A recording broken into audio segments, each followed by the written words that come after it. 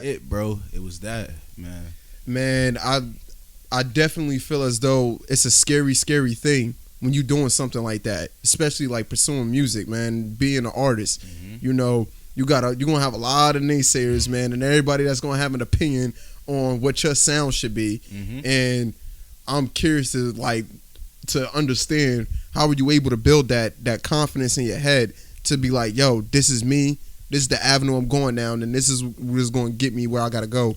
Bro, aside from music, to really build that confidence, to really say fuck the people, you have to go and experience life.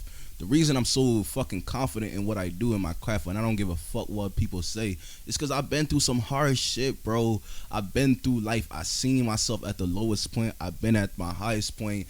And the fact that I was able to pull myself out there and the only thing I had was my music and myself, bro. There was no one there for me. So when I was going through them times, it built fucking character. It turned me to a different person, bro. It turned me to a warrior, bro. And like, yo, for those of you who are listening to this, like pretty much like what he just said is it's highly important that you reach that low point, because to me that's where all the growth happens. When you're on your high horse, you're not really cognizant of what's going on around you. You just happy that everything is going good, and that blissfulness could block out all the stuff that's ready to bring you down at any given moment. And then once you do get down to that point, I feel as though it happens for a reason, and it's up for you to understand why you even got there in the first place, bro, to even build yourself even back up. And it's not a pretty thing, and nobody wants to go fun. Yo, it's not it's fun not fun at all, man. And like it's important that people understand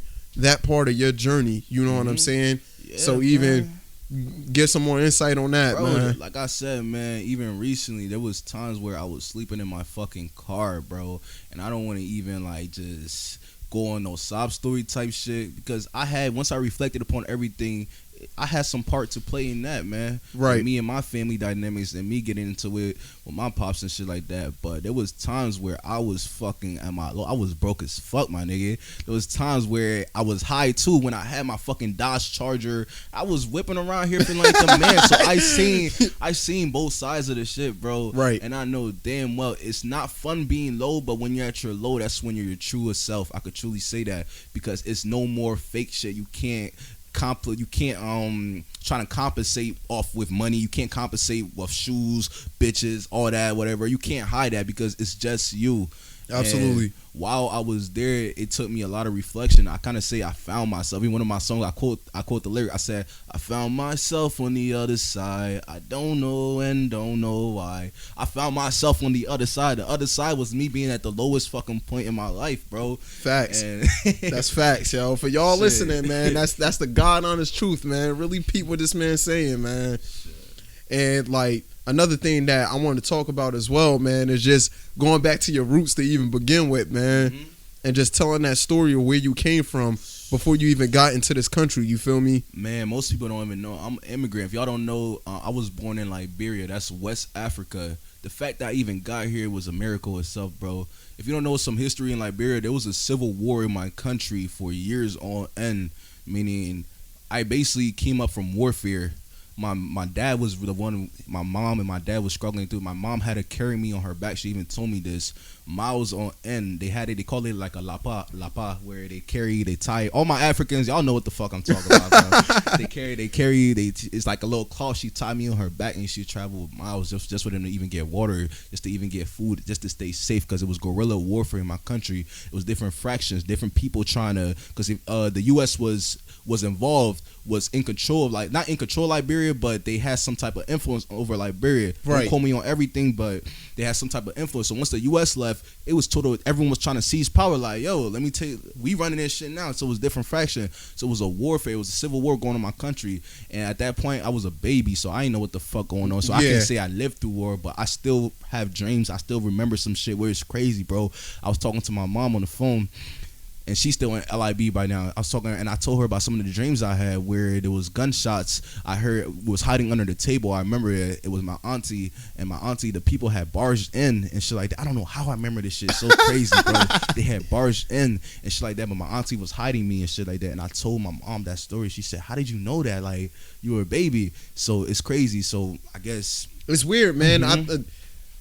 I don't know where I read this from, but I seen that like our memories and stuff that we go through, it's always, we never forget. It goes into a part of our mind that I don't know if it's the subconscious mind. I don't know for sure. It gotta be. Your brain is so powerful. It's so powerful, it's man. So powerful. And it's just like we don't even know how to use it to, you know what I mean? Not even half of its capacity. Not even 25% of its capacity, man. Exactly. But let me get back on. So I was basically came from that warfare, and I didn't experience the poverty firsthand and everything, but I basically grew up around that surrounding, which helped influence how I take my life right now, in the direction I take my life. So my dad had got into the States through he was sent for, one of his people had sent for him, and when he applied and he got through, and then he went through the army. So the army had made it easier for him to send for me. So I came here around the age, I want to say 3 or 4,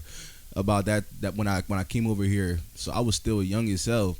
But during the times back in Africa, I still remember some shit where like it ain't go away, man. Yeah. I was a pretty smart kid. My mom said I picked up on shit fast, so I seen some of the things happen. I just couldn't process it because I'm a fucking baby. I don't know what the fuck going on, all that shit like that. Yeah, for real. So from there, bro, that's how I really came over here. And was it a culture shock when you first got over here? Do you remember that at all? I was young, so at the point I'm kind of a sponge now, so everything is still new to me. You feel me? So you could have taught me anything. At that point, I'm just adapting to whichever environment I was buying. So I already had my own culture and roots within me. It was not a culture shock. I did have an accent when I originally came here. I do remember that now.